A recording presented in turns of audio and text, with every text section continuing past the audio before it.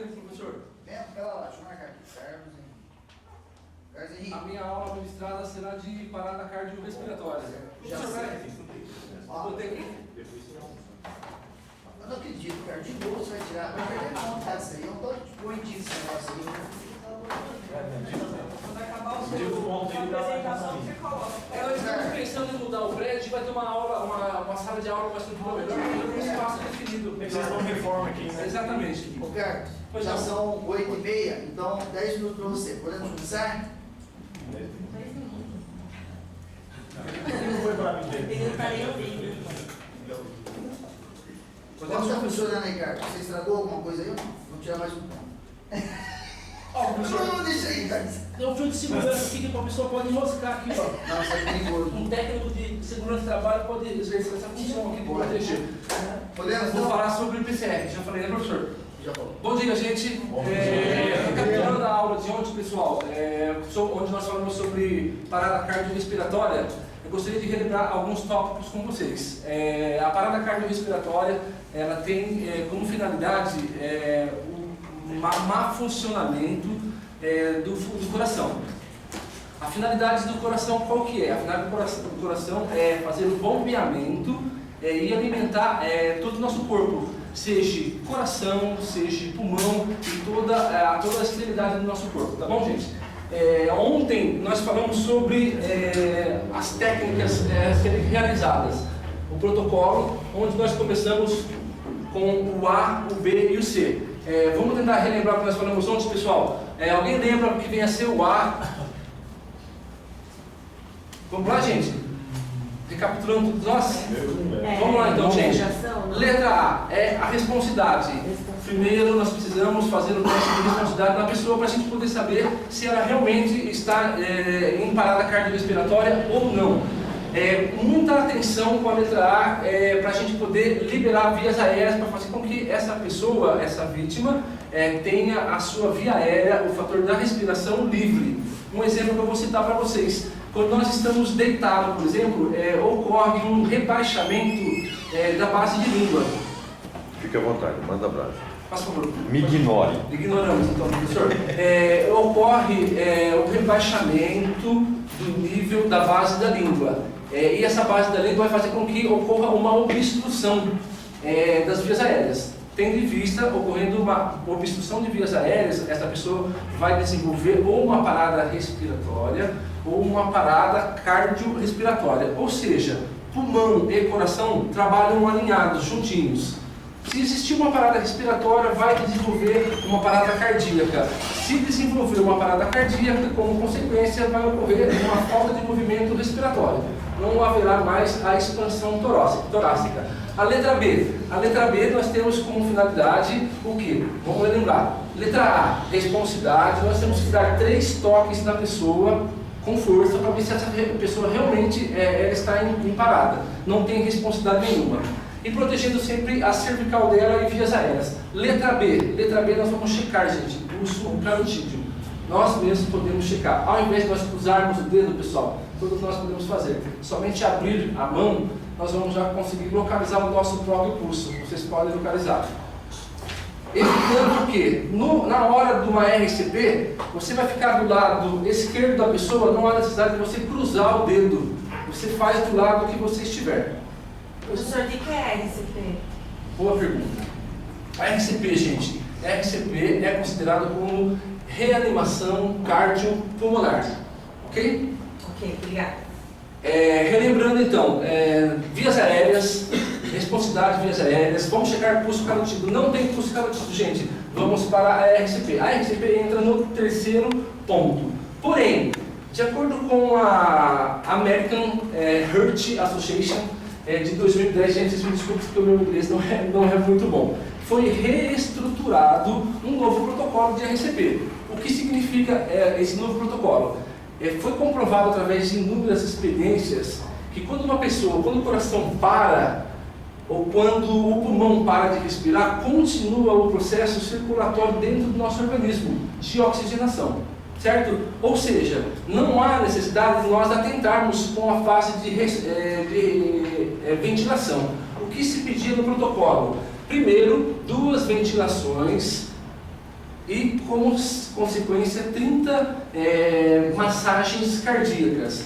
Então, através dessa nova reestruturação, de novos estudos, foi comprovado que a importância tem que ser primeiro do reanimação. Se o coração tem como finalidade fazer o bombeamento para poder alimentar o sangue do nosso corpo todo, o que significa que durante a parada a oxigenação está no sangue ainda. Então há necessidade que você realize as compressões torácicas para que o sangue possa bombear, e bombeando ele vai alimentar novamente todos os nossos organismos. Alguma dúvida, pessoal?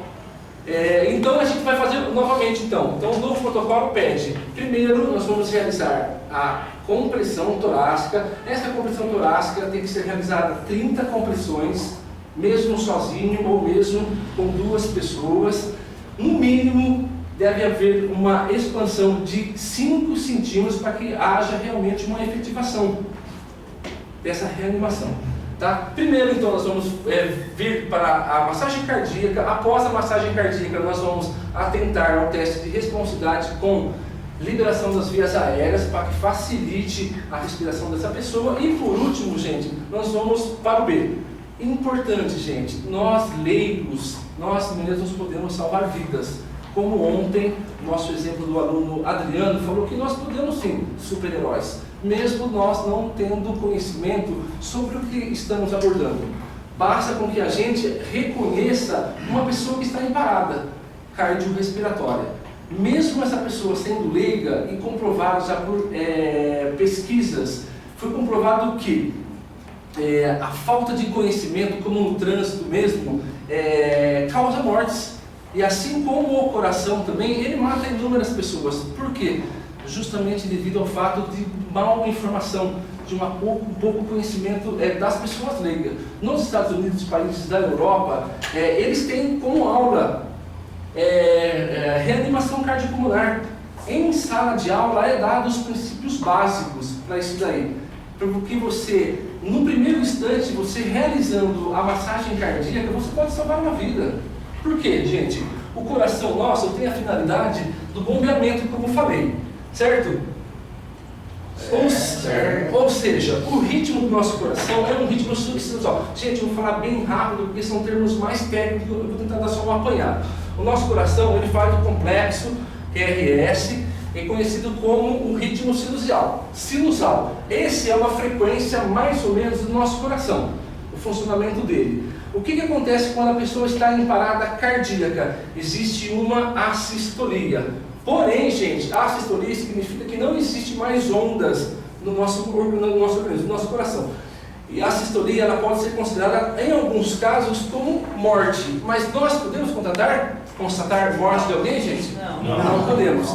Ou seja, aonde entra o fator da reanimação? Grandes centros no Brasil mesmo, cinema, shopping, locais com muita circulação de pessoas, existe um aparelho que se chama DEA, desfibrilador. Eu só queria completar, gente, porque o tempo foi um pouquinho mais escasso, tá bom? O DEA, onde que ele vai entrar o DEA? O DEA, ele vai entrar quando o nosso coração está em fibrilação. Essa é a maneira. Ele está diferente do nosso ritmo sinusal. Certo, gente? Então, eu trouxe para dar um exemplo para vocês. Esse daqui muitas pessoas não conheçam. Esse daqui é um DEA, desfibrilador elétrico automático. Professor, rapidinho, só para me poder dar uma... Gente, eu não sou um atleta. Ajuda agora. Ele vai falando tudo. Remova a roupa do tórax. Remova a roupa do tórax. Gente, não sou um atleta, então minha barriga vai ser um pouquinho não de atleta, tá? É um tanquinho, tá, gente? Puxe a alça vermelha para abrir a embalagem. A embalagem seria essa, tá, gente? Retire o plástico azul de cada par. E aplique paz ao toque. Verifique o contato das... Não toque no paciente.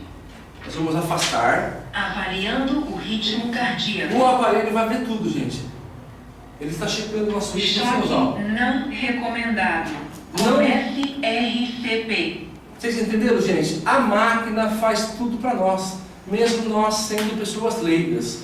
Não foi indicado choque, por quê? Porque o nosso coração não estava desse jeito aqui, ó. não estava em fibrilação. E esse aparelho ele não dá choque pelo fato de você Continue encostar o procedimento. a pá. Ele vai checar. Se ele constatou o coração nosso em fibrilação, ele vai pedir para afastar e vai acionar o choque e você dá a continuidade, gente. 5 ciclos, 30 massagens compressivas e depois a respiração. Gente, chamem o serviço de emergência o mais rápido possível. 192 ou 193.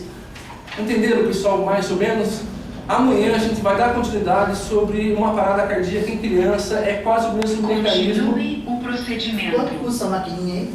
Professor, eu não tenho o conhecimento preciso. Normalmente é acima de 10 mil reais, conforme o tipo de aparelho. Esse aparelho é um deles, mas existe mais sofisticados no aparelho. Tá bom? Tá bom, mano. Ok, mas só. Ok, gente.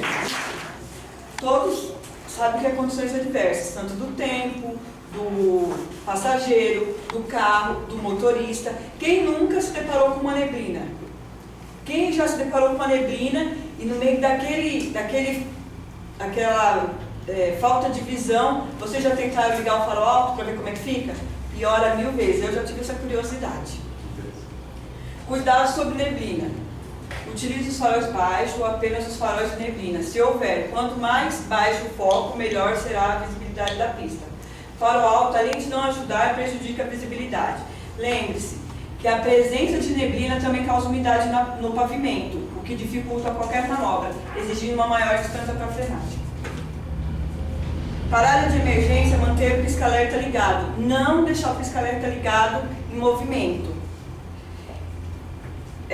Em caso de pista sem acostamento, se possível não parar, para não causar acidentes.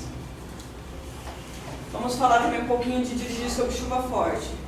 Cuidado em dias de chuva, reduza a velocidade, examine os sulcos do pneu, que é muito importante, para não dar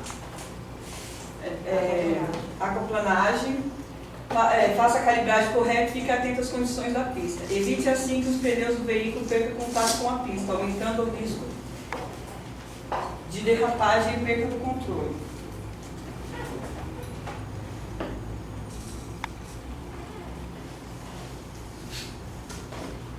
Então, para evitar certos acidentes, vocês têm que manter as paredes limpas, os para-brisa em bom estado, os vidros desengordurados, desembaçados. Vamos falar um pouquinho como proceder em acidentes. Em caso de acidente, sinalize o local, acione o pisca-alerta ou coloque galhos e triângulo de segurança junto à pista, a cerca de 100 metros de distância, para chamar a atenção dos outros veículos e evitar novos acidentes. Avise a polícia ou a equipe de resgate. Não tente remover as vítimas. O correto é conversar com elas a fim de mantê-las acordadas e conscientes. Só removê-la em último caso. Dependendo do local, vocês têm que deixar uma distância maior de alerta, né? Para as pessoas não causarem o engavetamento. Se não tiver o triângulo, colocar galho e o metro de distância para cada quilômetro é 1 metro de distância para cada quilômetro. Exemplo, 60 km por hora, colocar sinalização a 60 metros do acidente. Depende das condições adversas do local, deverá ser maior. Ali não tinha um galho, nada, ali foi só um exemplo, os cones. Para ver como sinaliza, no caso, quando é de um lado ou de outro. O acidente não está obstruindo a pista. Cuidados com o excesso de iluminação. O excesso ou falta de iluminação nas vias públicas pode atrapalhar a visão do motorista e provocar acidentes. Acionar o pisca-alerta e sinalizar com... Aqui é para acidente, é verdade. Os limites e começam a se tornar ruídos. Tudo que começa a passar do limite, ela vai incomodando a gente e se torna um ruído, tá? E começa a perturbar e a incomodar. Os principais tipos de poluição sonora veicular, tá? Poluição sonora que nós estamos falando aqui é a poluição sonora veicular. São roncos de motor, escapamentos abertos e quebrados. O que são esses escapamentos? Aqueles escapamentos esportivos, quem nunca teve aqui, né, o carro que quebrou o escapamento, eu já tive experiência própria, já tive um Fiatinho 147, quebrou o escapamento porque não tinha dinheiro para arrumar, ficou com aquele barulho por vários dias. Então, eu me senti incomodado. Imagine quem estava do lado, né? As buzinas e alarmes. E hoje em dia, o mais comum são os sons, né? As músicas, os funks, os carros com aquelas grandes caixas. E tem gente que tem o som mais caro do que o carro mesmo, né? E incomoda bastante, né? E o que essa poluição sonora ela causa para a gente? Ela prejudica, né? Tanto na saúde física e até na saúde intelectual, tá? Porque se nós estamos aqui, né, na aula, passa alguém aí com som alto, nós estamos fazendo prova, e estamos lá concentrados, passa um som, um carro com som alto, ela acaba tirando a concentração da gente, tá? Na questão da saúde, ela pode nos causar estresse, tirar o sono. Também tem pessoas, né, com grande sensibilidade auditiva que pode até perder total ou parcial, né, essa audição. Tá? Bom, além do que, né, como eu falei, que trabalha nas escolas, também em hospitais, tem pessoas que não respeitam, passam perto de hospital, buzina, tá? Passa com um som alto, desrespeitando, né, o próximo. Para essas pessoas, o que tem? A legislação, tem a lei, né, tem o código. Eu vou falar aqui de duas leis que fala sobre dois tipos, né, de poluição sonora. Eu vou ler aqui para vocês no Código de Trânsito Brasileiro, o artigo 227, que fala de usar a buzina que não seja para advertência, né, ao pedestre ou outro condutor. O que é isso? O que a buzina deve ser utilizada assim, que não pode usar a buzina em tempos prolongados, em vias que tem a sinalização, né, e horário proibidos, né, para utilizar, após as 22 horas até as 6 horas da manhã, e em desacordo com os padrões e frequências estabelecidos pelo CONTRAN. Tá? Essas são aí algumas regras para estar utilizando a buzina. O outro item que eu vou falar é sobre a outra lei, o artigo 228, também do Código de Trânsito Brasileiro, que fala sobre a utilização dos sons do veículo. Então vamos lá, ele roga o seguinte: usar no veículo equipamento com som em volume ou frequência que não sejam autorizados pelo CONTRAN infração grave, né? Então 5 pontos, você ganha 5 pontos na sua CNH. A penalidade é multa, a medida, e tem uma medida administrativa ainda, você terá o veículo apreendido para regularização, tá? Então, você comete a infração e te leva de brinde os pontos, tá? É a única coisa que você faz, comete a infração e ganha um prêmio aquele, né? Bem, gente, concluindo é o seguinte, nós temos aqui a capacidade, né, de ouvir, que nos dá prazer, né? Ela nos ajuda, né, permite perceber o que tem ao nosso redor, e a audição ela nos proporciona prazer. Mas se alguém veio com som alto ou alguma coisa que agride, né, ela vai agredir e vai nos incomodar e perturbar, ok?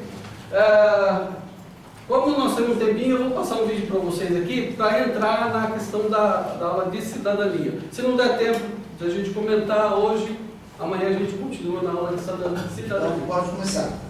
Bom dia, pessoal. Bom dia. Vamos dar continuação à nossa aula de ontem de legislação. Eu queria fazer uma pergunta para os senhores aí.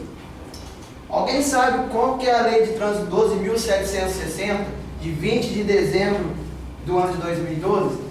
Alguém sabe me falar qual lei que é? A nova lei, né? É lei seca? A nova lei seca. A nova lei seca. Vocês sabem que o índice de acidente no trânsito, 50% sobre o condutor alcoolizado. Gente, vocês como novos condutores agora, tenham consciência de quando beber, não pegar o volante. Tá com outra pessoa, vai de táxi. Imagina só, vocês pegam, acabou de pegar a PPD. Aí eu sou bonzão, nossa senhora, agora eu posso dirigir. Agora eu posso conduzir meu veículo. Aí pego ele e vou. Ah, a via de trânsito está pedindo 60 km por hora. Eu vou 80. Chegar em casa mais cedo. Quero ir 80, agora estou dirigindo, sou bom. Agora eu vou. E vai. O que acontece? Pode pegar uma pessoa inocente na frente, atropelar, colidir com um carro, com outro veículo. Gente, então consciência, a partir do momento que vocês ficaram habilitados, que isso não é brincadeira, volante não é brincadeira. Volante é uma coisa séria. Pessoal, você sabe qual que é as consequências quando o motorista alcoolizado pega o volante? Qual, assim, o nível, como é que a pessoa fica? O raciocínio da pessoa fica lento. O que acontece? A visão fica meio distorcida. Começa a enxergar, dá exemplo, começa a enxergar duas coisas, né? Ah, tem uma rua aqui, agora nessa daqui vai ver uma ladeira que cai. Veículo lá embaixo. Acidente. Gente, eu queria falar para vocês também que vou ler uma frase aqui que eu achei importante, que eu acho que pode entrar na consciência de vocês isso. Como você se sentiria se seu filho fosse atropelado por um motorista alcoolizado? Como você se sentiria se atropelasse e matasse uma criança dirigindo alcoolizado? Gente, ter consciência significa refletir sobre essas questões. Antes de começar a beber, para jamais dirigir ou pilotar, depois de ter ingerido qualquer quantidade de álcool, pode acontecer tudo isso, pode matar uma pessoa, que seja uma criança inocente, que está atravessando uma faixa de pedestre, um motorista que está indo com a sua família de férias, pode colidir com o carro dele, pode matar pessoas inocentes. Pessoal, muita consciência quando sair daqui habilitados e ir para alguma bailinha, alguma festinha. Tome muito cuidado. Mantenha sempre a calma. Vai beber? Ou, se eu vou beber, já leva uma pessoa que não bebe. Ou então, um amigo que não bebe. Não estou com consciência de dirigir. Vamos lá. Quem pode me levar para casa? Posso deixar o carro aqui? Chama um táxi para mim, fazendo um favor. Pede para a pessoa. Algum companheiro lá aqui. Na sala de legislação de ontem, estou podendo observar aqui na classe que tem um aluno novo. Seja bem-vindo. Primeira habilitação, reciclagem? Primeira habilitação. Tenho 19 anos. 19 anos. Então, se tiver alguma dúvida, pode perguntar, só estender a mão. Pessoal, eu vou começar falando de vocês, para vocês. É algo que em todos os cursos sempre alguém pergunta e com certeza na vida de condutor de trânsito de vocês vão acabar se deparando com isso em alguma situação da sua vida, que é o bloqueio de trânsito. O bloqueio de policiamento de trânsito, que ele tem um fim constitucional de fiscalizar o condutor e o veículo. Mas muitas pessoas perguntam, educador, mas eu fico apavorado, eu fico nervoso, eu vejo as armas ali, eu não sei o que fazer. Pessoal, é muito simples, haja com naturalidade. O agente de trânsito vai estar lá na via, seja ela na rodovia ou até mesmo na via não pavimentada, tá? Não há local em que não se possa fazer um bloqueio policial. Então o agente vai lá, ele vai fazer o gesto de trânsito, palma para a mão, indicar para que se faça o estacionamento ou a parada obrigatória. Vocês vão sinalizar com o carro, dá certo estacionar. O agente de trânsito vai deslocar até vocês, ou um policial ali que se vai fazer do bloqueio, vai falar bom dia, boa tarde, boa noite, e vai solicitar o documento pessoal e o do veículo. Esse documento pessoal, quando o agente de trânsito solicita esse documento pessoal, ele já está enfatizando na CNH, porque subentende-se que se a pessoa está dirigindo, ela tem que estar portando com a CNH.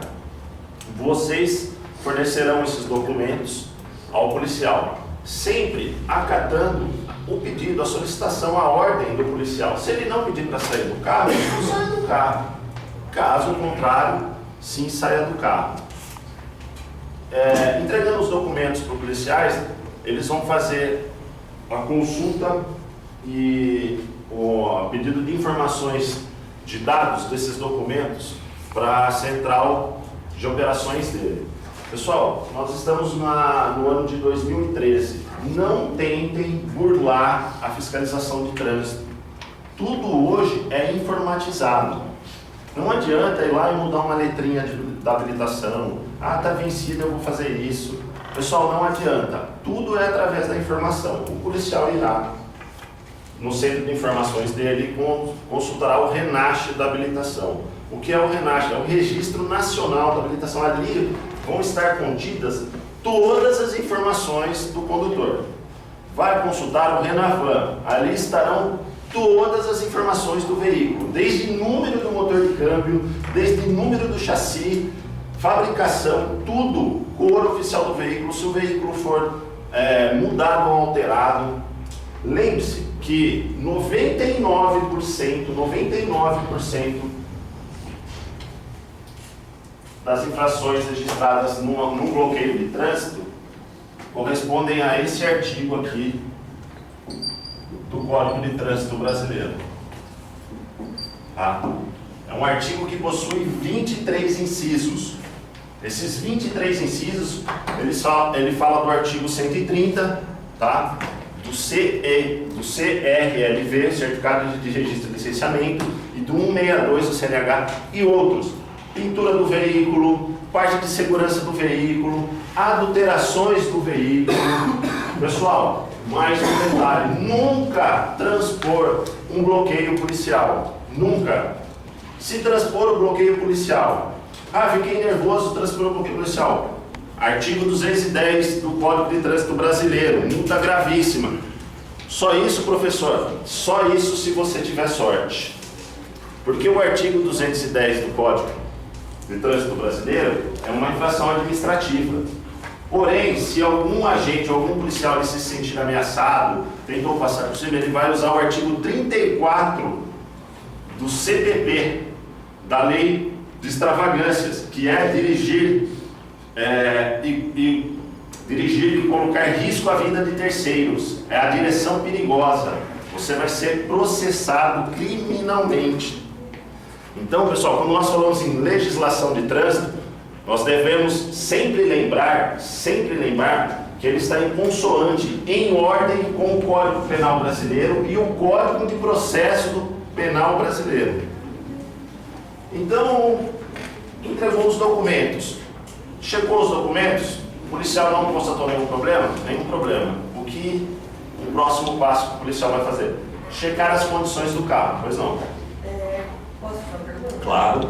Tem um amigo que passou um bloqueio e o policial parou, verificou a documentação dele e estava tudo em ordem. Porém, a numeração do chassi não estava compatível com a do vidro do carro. Tem uma numeração de vidro, né? Correto. E aí ele foi autuado e foi levado para a delegacia. Gostaria de entender melhor, ele vai até processado depois. Excelente pergunta, Valéria, né? O que acontece, como eu acabei de dizer nas aulas anteriores, o Código de Trânsito Brasileiro, ele está em consonante com o Código Penal Brasileiro.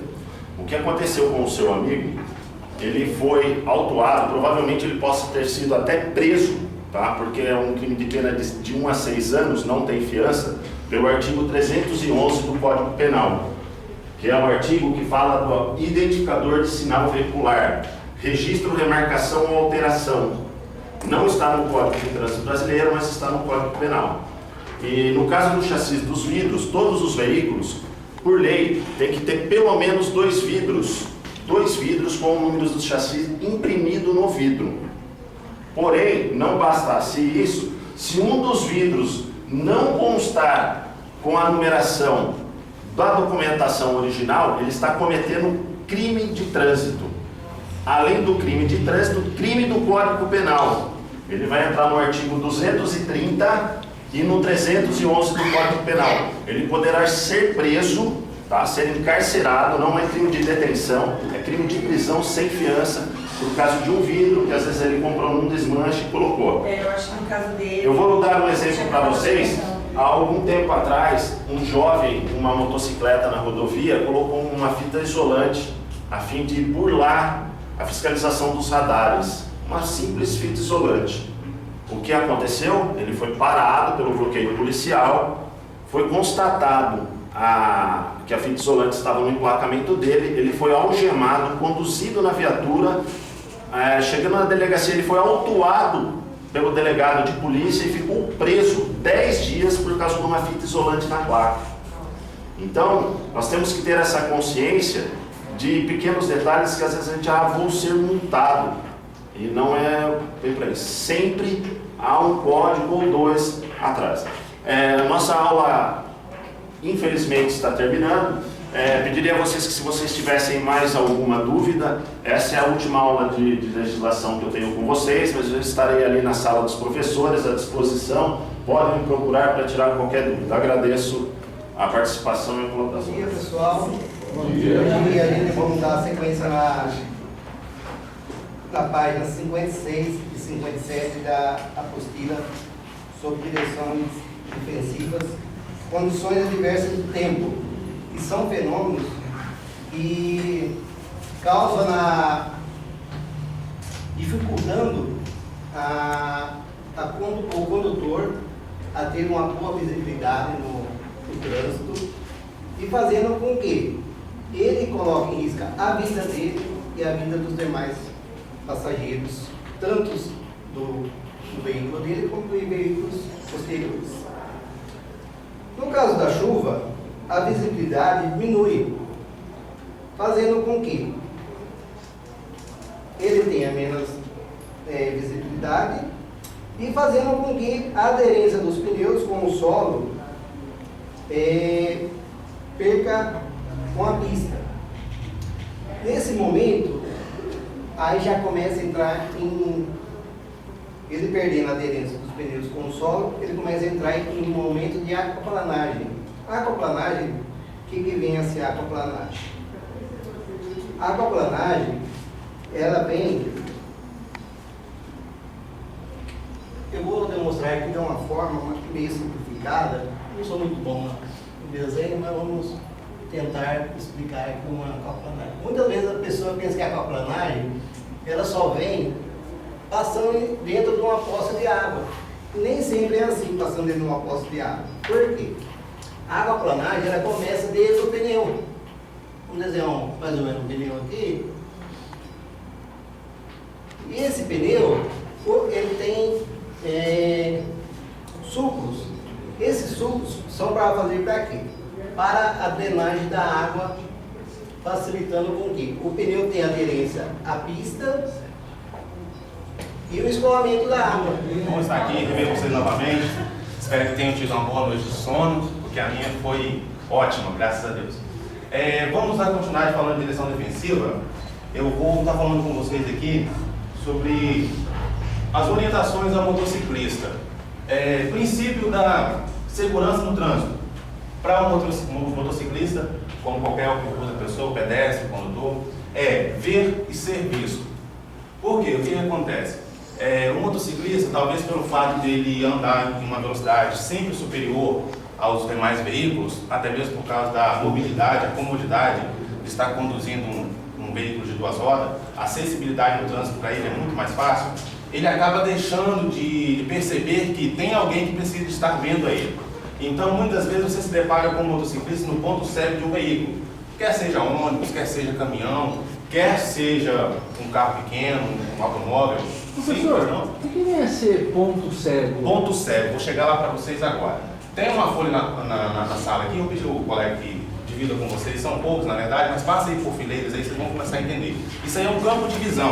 O que é o campo de visão? Aonde vocês vêem essa faixinha aí escrito evite, isso é um ponto cego de um veículo.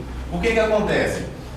O cidadão, ele vai conduzindo, chega um certo determinado atrás de um veículo, quer seja uma carreta, um ônibus, um caminhão, ou até mesmo uma outra moto, tá, gente? As pessoas esquecem que todo veículo tem ponto cego, sem exceção. Entenderam? Até a moto. Todo veículo tem um ponto cego, sem exceção, porque são aparelhos de retrovisores.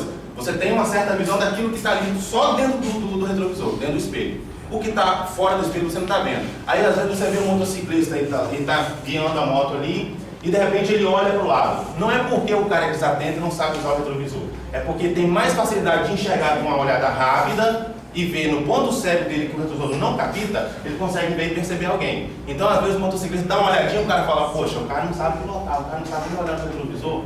Mas não é, porque isso é mais fácil para um motociclista do que para o condutor de uma carreta, de um ônibus e de um carro pequeno. E então, isso aí, essa imagem que eu estou passando para vocês, isso é o campo de visão de um ponto cego no veículo. Aí está dizendo para vocês evitar esses pontos. Onde é? É ao lado do carro, não fique muito ao lado, não fique muito atrás da lanterna do carro, porque se você não consegue visualizar o condutor do veículo da frente, automaticamente ele também não está te vendo. Então, um dos pontos principais da segurança, veja o motorista, que eu disse antes, veja e seja visto. Então você está vendo o motorista, com certeza, 99% de chance dele estar te vendo, caso que ele esteja olhando para o outro lado. Mas você está vendo o motorista, qualquer fração de segundo ele vai olhar e vai te ver atrás do carro dele. Compreendido? Professor, E sim, posso você falar fala. uma observação? Janaína, podemos marcar? Sim. Ok, vamos começar. Bom dia, pessoal. Bom dia! Vamos começar hoje com a primeira aula de legislação, tá?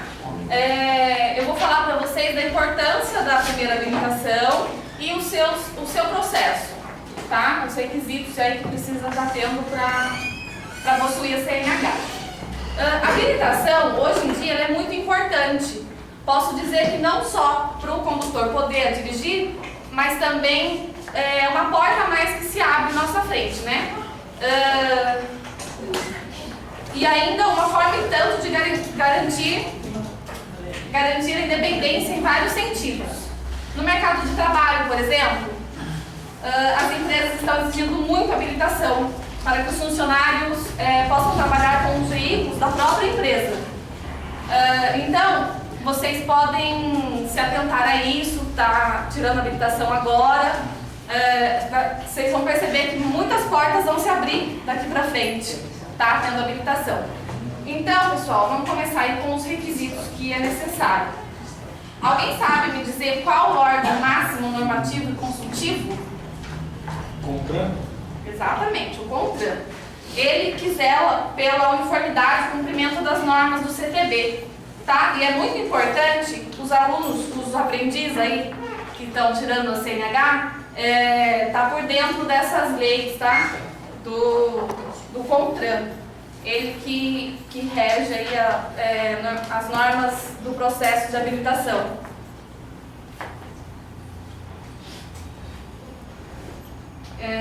Vou falar para vocês dos requisitos, tá? Para estar tirando a CNH. Ser plenamente imputável. O que é ser plenamente imputável, pessoal? Ter 18 anos e responsável pelos seus atos. Saber ler e escrever, muito importante, né? Não tem condições uma pessoa que não sabe ler e escrever tirar a habilitação. Possuir documento de identidade e CPF.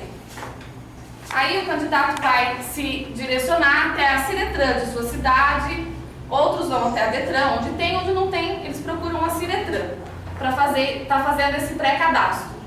Lá na Ciretran, o candidato vai estar pegando as 10 digitais e tirando a foto. Essas digitais, elas vão ser usadas tanto quando vocês passarem pelo médico, psicotécnico, que vocês já passaram, vai ser usado também quando entrar no curso do CFCA e no CFCB, no prático também, tá? As digitais dos 10 dedos, na hora, vão ser sorteados. Tem pessoas que têm dificuldade de pegar e tal, mas aí a gente, lá na hora do sorteio, troca digital e é assim o processo.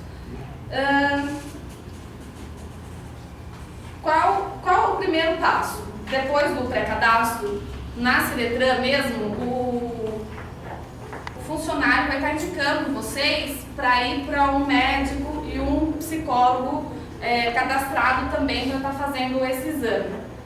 No médico, ele vai estar avaliando em vocês aptidão física e mental, tá? Coração, pressão, e visão, tá? Alguns avaliam, alguns não, acho que todos, né? Avaliam, não sei, quando eu fiz, ele pediu para erguer a calça até o joelho para ver se a pessoa não tem uma deficiência, se não usa prótese, alguma coisa, que nesse caso o médico pode estar indicando para o condutor uma autoescola especializada para ele estar tirando a habilitação, tá? É um tema muito amplo, porém, na direção de trânsito, né, na direção defensiva do trânsito seguro, o conceito básico de direção defensiva é dirigir de modo a evitar acidentes, apesar das ações incorretas dos outros condutores e pedestres nas condições adversas. As estatísticas comprovam que os índices de acidente estão aumentando ano a ano. Este número, segundo a Organização Mundial da Saúde, esse número chega a 90% dos acidentes. A continuidade da nossa aula passada, e hoje eu vou dar uma repassada para vocês do que eu passei na semana passada. Eu vou falar das condições adversas, certo? Vou começar com um slide. Eu gostaria que alguém lesse para mim esse slide. O que está por fora nem sempre mostra o que está por dentro. O que a gente poderia comparar com esse slide com o trânsito? Tem uma comparação? Às vezes uma pessoa está dentro do carro e não sabe o que está passando lá fora. Ou quem está dentro do carro não consegue visualizar o pedestre que tem o direito de preferência. Muito bem. Você nem sabe o que você espera. Se você está dentro do carro, você veja que a figura está falando que o que você está por fora nem sempre mostra o que está por dentro. Né? Você não conhece o outro condutor do veículo. Você pode estar dirigindo defensivamente, mas você sabe se ele está dirigindo defensivamente? Não. Esse é o detalhe do slide, certo? E eu queria falar para vocês, além das condições, dos conhecimentos da direção defensiva, que todo mundo já sabe, que eu passei para vocês, que são conhecimento, atenção, decisão, previsão. Eu gostaria de englobar, depois desse slide eu vou passar um filminho para vocês, certo? Para a gente tirar a dúvida de tudo isso que eu estou falando para vocês. Além desses 5 elementos, certo? Que são conhecimento, previsão, decisão e atenção e habilidade, eu gostaria de acrescentar mais um, que no decorrer do filme vocês vão entender o porquê que eu gostaria de acrescentar aqui embaixo. Os tipos de direções defensivas, certo? Vou falar mais 2 para vocês e depois eu vou falar de uma condição adversa, que ela é muito importante, que eu acho que os senhores que vão ter a primeira habilitação, não digo que não vai ser impossível de vocês encontrar essa condição adversa. Óbvio, vocês vão encontrar. Mas você tem que desviar, você não pode parar atrás. Se você parar atrás, corre o risco de outro chegar aí, entendeu? Aí vai ser pior ainda. E você vai ficar prensado. Com muita calma, vocês vão jogar para a sua direita. Nunca faça isso de uma vez e vá para o acostamento, hein?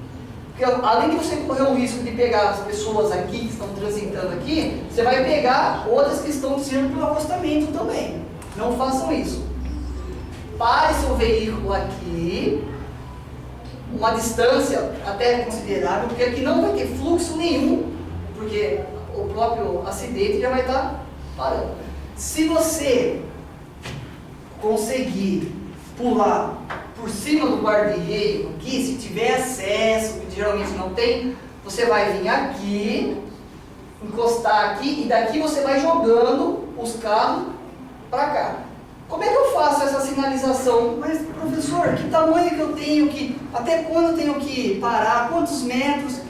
Vamos lembrar ontem a nossa aula de direção defensiva? Essa aqui é uma via, é uma rodovia. Tá? A velocidade dela é 110. Na SP aqui não é 110, tá? Mas eu vou comparar a rodovia mesmo, não uma via de trânsito rápido. Se aqui é 110, você vai lá contar 110 passos. para marcar bem a boa sinalização. Mas não vou ficar lá. 1, 2, 3 no acidente que não dá, né, gente?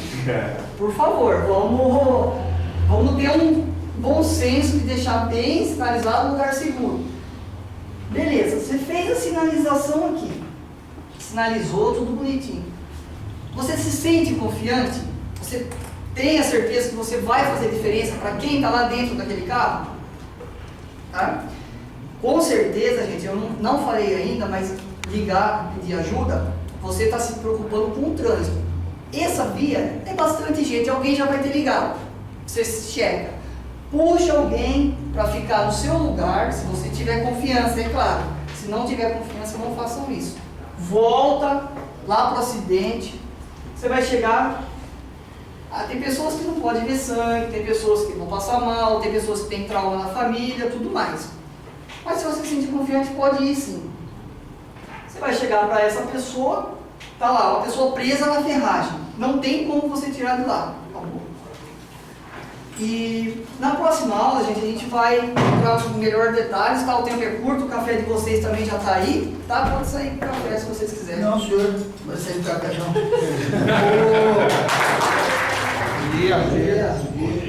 Vamos dar continuidade na aula de ontem. Hoje vai ser a nossa última aula, né?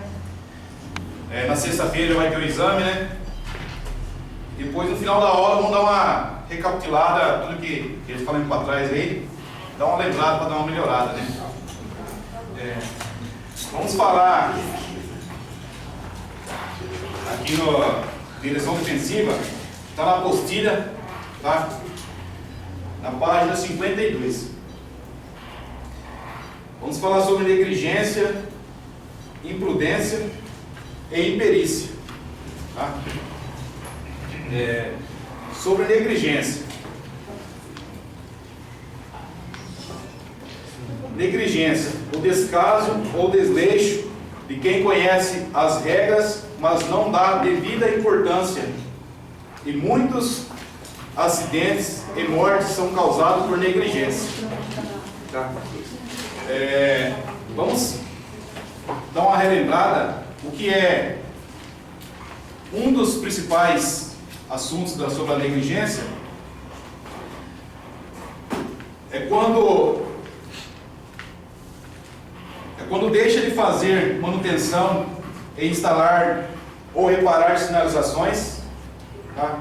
Segundo, do proprietário do veículo, quando permite que o condutor não habilitado ou sem condições de dirigir conduza seu veículo. Esse do condutor, pessoal, é quando a pessoa não tem habilitação, a gente acaba deixando pegar o veículo da gente.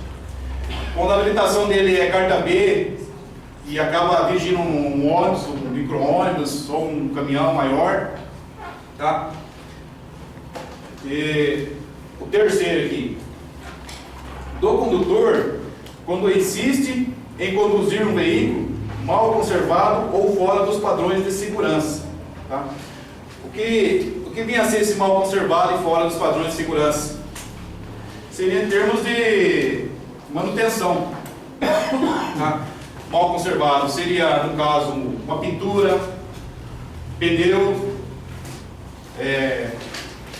cetras, faróis, lanternas, para-choques, para-brisa muito arriscado, limpador de para-brisa, tanto traseiro como dianteiro. Falando um pouquinho de imprudência. E realmente saber se o condutor está usando os equipamentos de segurança ou não. Vou dar um exemplo aqui para vocês sobre aquele acidente que teve da Daiane, a Lady Daiane, né? Talvez estivesse morrido e estivesse usando o cinto no momento do trajeto do acidente. Foi uma conclusão do juiz do Tribunal Superior de Londres. O que acontece? Ele foi mais a fundo nisso no acidente dela e detectou lá fazendo os exames lá que a Vou perícia. falar para vocês agora, para vocês terem uma noção. Na qual dirigir sem atenção ou sem cuidados indispensáveis à segurança. Artigo 169, que configura a atenção, tá? O nível de multa é uma multa leve, mas ela é uma infração. Tá bom? Até aí, tudo bem? O terceiro item, previsão. O que é previsão, pessoal? Criar o hábito de prever situações e locais de perigo, né? No seu tráfego, ou seja, a qualquer momento você pode se encontrar em uma situação de perigo. Então você tem que estar prevendo que possa acontecer alguma coisa. Isso é previsão, que eu não escrevi, estou aqui marcando para vocês. Previsão, tá ok? O quarto, eu vou dar um exemplo dentro de previsão também. De repente, você está passando o seu veículo, está conduzindo o seu veículo, passando a rua de uma escola, e nesse exato momento as crianças estão saindo, ou até mesmo chegando, essa criança sai correndo, você vai ter que estar prevenido para não cometer essa situação, tá bom? Essa é uma situação, uma previsão que está dentro do contexto de direção defensiva. Nós não vamos utilizar a apostila, porém eu trouxe esse conteúdo para que vocês me acompanhem, que eu fiz um comparativo em relação à segurança de vida e segurança de pneu. Vamos lá. A segurança humana é aquela que possa andar pela calçada, pelos parques, trafegar pelas vias sem sequer sofrer um acidente. Isso é segurança humana. É você ir para o médico e o médico ter o conhecimento de te dar o conforto através das medicinas. Isso é trazer segurança humana. Relacionado à segurança dos pneus, pois são eles que têm contato direto com o solo. São eles que dão a estabilidade, o conforto, que permite a frenagem com segurança para parar o seu veículo. Deve-se verificar a calibragem toda semana. Assegure-se que pessoas altamente treinadas e qualificadas possam fazer a manutenção desses reparos, desses pneus, assim como o alinhamento e o balanceamento, ou até mesmo a parte de cambagem, que ajuda nos desgastes dos pneus. Vocês? Vamos começar a aula de noção mecânica básica. Vamos começar uma aula de hoje falando sobre o tanque de combustível. Um exemplo. Eu peguei o meu carro e fui até a minha casa e deixei meu carro lá. O meu irmão vai pegar o carro, o que ele tem que fazer? Conferir o combustível se está correto ou não. Por quê? Se o carro começou a acender a luzinha, geralmente é uma laranjada. E geralmente está à esquerda do painel. Está na reserva o veículo. Correto, senhores? Correto.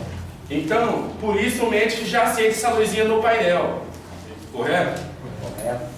E uma manutenção também sobre a água no radiador. E outra coisa, água no desembaçador do para-brisa. Isso sempre tem que conferir. Por quê? Hoje o tempo está quente, tal, não tem. O para-brisa está embaçado. Por que você tem que ter essa água no veículo? Isso já, ó, você está do lado assim, você aperta, depois você limpa o para-brisa. Liga o para-brisa. E outra coisa, não só do para-brisa, conferir também as paletas do veículo. Se está bom ou se está ruim. Entendeu? Geralmente, quando você percebe que está ruim, começa a riscar o vidro. Isso daí significa que já tem que trocar as paletas. E outra coisa importante também são os faróis do veículo, a luz de ré. Isso também, eu engatei ré no meu veículo e não vi que está queimar lá atrás. Por isso daí, às vezes, é bom você, uma pessoa, um vizinho, um amigo, conferir e avisar. Falar, nossa, tem que trocar lá, eu não sabia. No volante, né? Então nunca andar com a pontinha do dedo, meu carro é direção hidráulica, eu vou dirigindo com o dedo. Não, pessoal, tá errado. Por quê? Se acontecer alguma coisa inesperada, você tem que estar ali atento, com as duas mãos no volante, sentido 9 e 15, né? Para você conseguir fazer qualquer tipo de manobra. Então, você tem que estar ali pronto para isso. Entrou uma criança, um animal na frente do veículo, até você, se você estiver só com uma mão ou só com o dedo no volante, até você se colocar em posicionamento de atitude, já foi, já atropelou, tá? Não entrar em desespero, né? Ter atitudes rápidas, mas corretas. Eu vou ser rápido, eu vou acelerar, eu vou passar por cima do animal mais rápido. Não, tem que ser rápido e ter atitudes corretas, tá? Então, pessoal, tem muitas outras maneiras de estar evitando, mas o que o tempo permitiu hoje foi isso. Eu agradeço a participação de vocês e desejo que vocês façam um ótimo exame lá na sexta-feira. Mas uma perguntinha, você fez a unha ontem, professora? Não, fiz no sábado, Denise. Obrigada, pessoal. Pessoal, parabéns para a galera aí, principalmente para as pessoas que se superaram. Ótimo, perfeito. Nunca seremos perfeitos. Conteúdo, sempre temos que nos atualizar e correr atrás. Certo ou errado, gente? Certo.